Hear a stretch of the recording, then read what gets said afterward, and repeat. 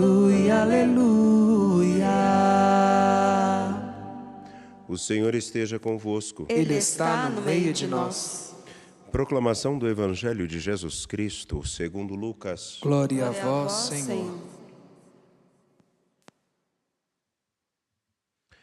Naquele tempo, Jesus dirigiu-se a uma cidade chamada Naim. Com ele iam seus discípulos e uma grande multidão. Quando chegou à porta da cidade, eis que levavam um defunto, filho único, e sua mãe era viúva. Grande multidão da cidade a acompanhava. Ao vê-la, o Senhor sentiu compaixão para com ela e lhe disse: Não chores. Aproximou-se, tocou o caixão, e os que o carregavam pararam. Então Jesus disse: Jovem, eu te ordeno, levanta-te. O que estava morto sentou-se e começou a falar. E Jesus o entregou à sua mãe. Todos ficaram com muito medo e glorificavam a Deus, dizendo: Um grande profeta apareceu entre nós e Deus veio visitar o seu povo. E a notícia do fato espalhou-se pela Judeia inteira e por toda a redondeza. Palavra da salvação. Glória a vós, Senhor. Por favor, podem se sentar. Vocês que estão aqui no Santuário Basílica Nossa Senhora da Piedade, sejam muito bem-vindos, bem-vindas. Você que nos acompanha pela TV Horizonte, pela Rádio América, agora na frequência FM 107.1, e nos acompanha também pelo canal no YouTube Mãe Piedade. Que Deus abençoe e guarde a cada um, em especial também, me lembro de todos os membros da família dos devotos de Nossa Senhora da Piedade que nos ajudaram a chegar a 55% daquilo que é o necessário para cumprirmos com as nossas obrigações. Contamos com a fidelidade de todos que já são da família dos devotos de Nossa Senhora da Piedade. Estendemos a mão, convidando aqueles que não são dessa família a virem para ela, porque, afinal de contas, podemos fazer muito mais para a evangelização e proclamação da palavra.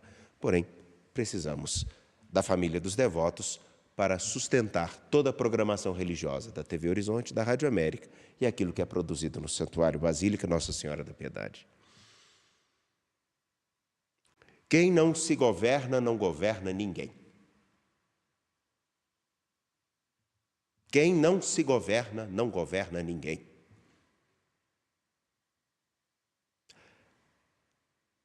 Acho que esse seja o ponto muito importante da carta de São Paulo a Timóteo. Inúmeras pessoas são dadas a dar conselhos, a dizer o que os outros devem fazer. Alguns, inclusive, na perspectiva da fé, como profetas, são capazes de dizer como os outros devem proceder todos os seus dias. Aspiram coisas muito altas, cargos elevados, ministérios, inclusive dentro de nossas comunidades. Não é raro encontrarmos pessoas que fogem dos dramas familiares para se esconderem dentro da igreja. Alguns não gostam de escutar isso. É aquela situação em que, além de atormentar a família dos parentes, não se contenta, querem também atormentar a família da igreja. Tudo porque não se governam, não se enxergam. E não se enxergam, quando eu digo isso, não é no sentido pejorativo. Não olham para si com verdade. A pergunta do versículo 5, do capítulo 3, da primeira carta de São Paulo a Timóteo, é muito interessante. Pois quem não sabe governar a própria casa, como governará a igreja de Deus? Quem não se governa, não tem condições de governar a ninguém. Quem não se governa pode governar um país, pode legislar. Quem não se governa pode dar alguma diretiva para outra pessoa. Filhos. Não durará muito tempo, as suas posturas serão questionadas pelo mínimo de razão. Quando escutamos a carta de São Paulo a Timóteo, ao falar daqueles que desejam ser episcopos ou que são candidatos ao episcopado, aqueles que são chamados a serem diáconos, Aqueles que exercem qualquer ministério ou qualquer ponto de expressão e relevância no sentido de, dentro de uma imagem muito pequena e até fútil, uma imagem na qual aqueles que mais aparecem são os mais importantes.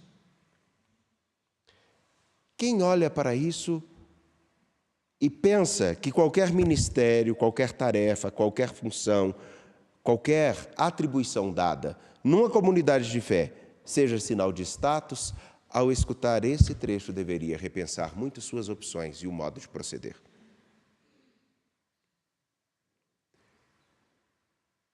E o porquê?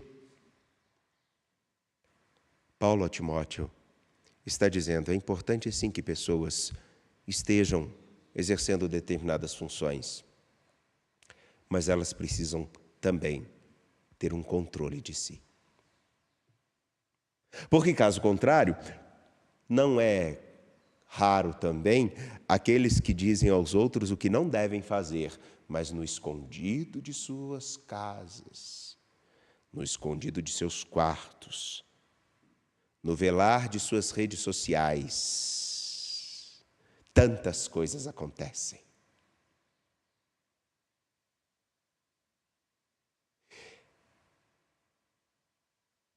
E de maneira bem simples. Bem simples. Ao escutarmos o trecho, eu faço uma pergunta. A todos, nós nos governamos?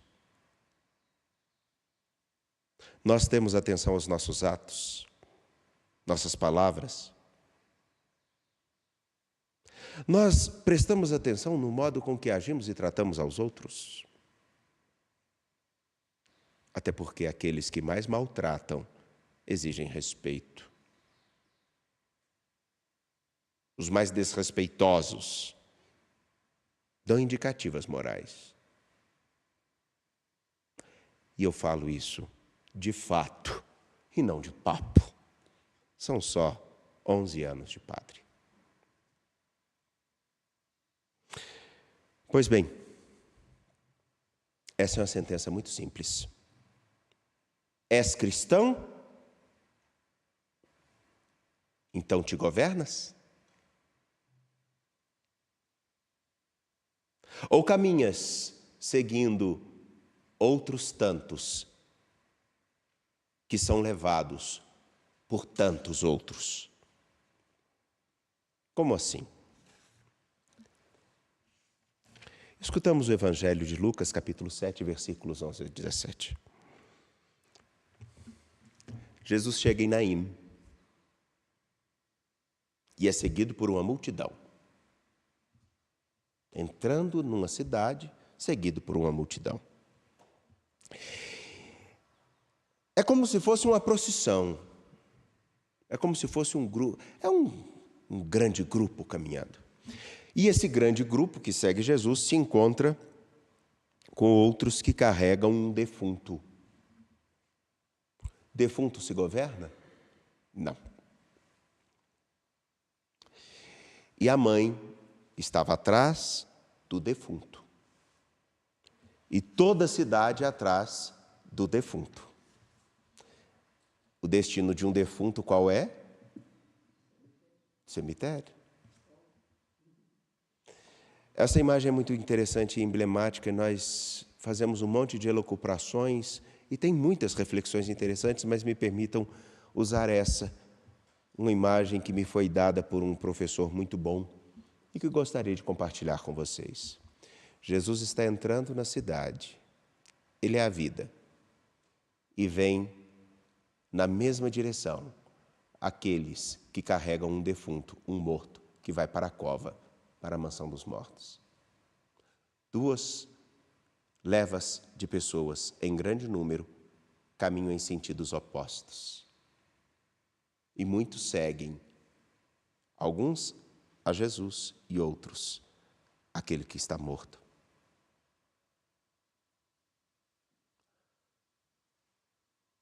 A opção é simples. encontra-se com Jesus, vê-se que ele dá a vida e a opção é colocada. E qual opção é essa? Jesus segue o seu caminho de conduzir-nos à vida. Ao encontrarmos com Jesus, na grande procissão da história, somos chamados a perceber se vamos seguir para a vida que é Ele ou para o lugar que cabe ao defunto. Qual é a sua escolha? Porque quem não se governa já está, de certa forma, morto. Quem não se governa não sabe onde quer atingir, o homem que quer ser, a mulher que quer ser. Quem não se governa vai pelo ritmo da vida. E, em alguns casos, o ritmo da vida nos leva a pensar que qualquer coisa é válida. Numa das discussões que estamos sobre, por exemplo, a possibilidade de regularização do aborto, que vai ser um escândalo caso isso aconteça, mas mais escandaloso, sabem o que é?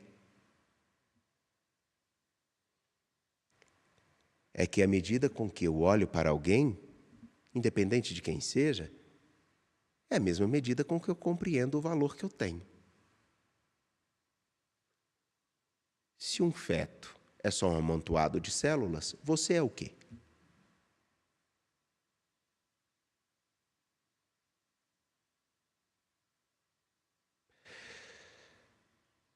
É um tipo da imagem que quero dizer aqui. Conforme as muitas reflexões e ideias, podemos seguir um caminho onde, na verdade, não nos governamos. Não temos a noção da complexidade do que estamos participando. Quem não se governa não sabe o mal que pode fazer. Qual o homem que você quer ser, a mulher que você quer ser, o pai que você quer ser, a mãe, o funcionário ou o empreendedor, não importa. Que tipo de ser humano você quer ser? Um que sabe exatamente e pensa exatamente nas opções que faz? Ou aquele que é levado por inúmeras ideias, sejam elas quais forem, das mais fechadas e tradicionais às mais modernas? Você tem consciência das escolhas que faz? Um cristão que não sabe, não tem consciência ou não busca ter um mínimo de consciência do que faz, ele não tem noção de para onde caminha. Talvez ele esteja na procissão errada. Aqui segue um defunto. Qual a direção que você está?